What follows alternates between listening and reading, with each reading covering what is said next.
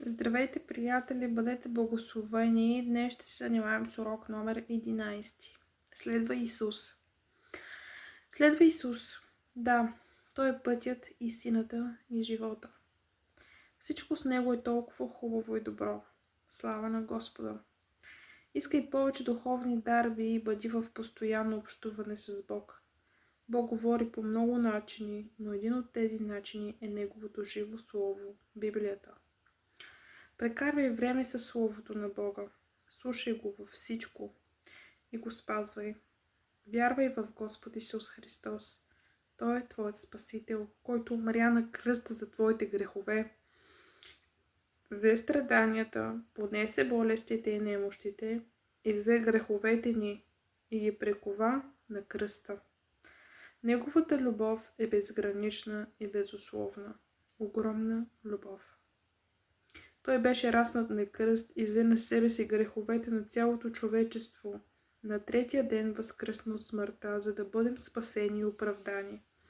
Той е с теб. Не забравяй. Приемеш ли го, ти ще се спасиш. Отхвърлиш ли великата му жертва, ще погинеш.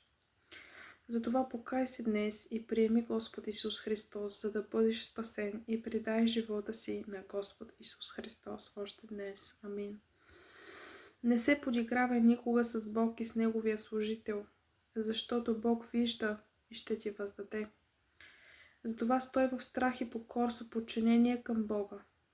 Да се покаем, а Исус нашия Бог ще ни прости, защото Той е добър Бог.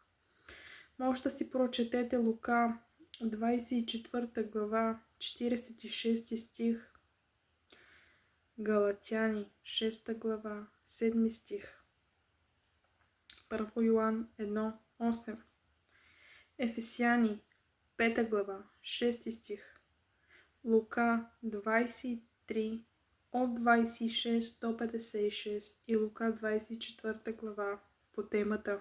Бъдете благословени. Амин.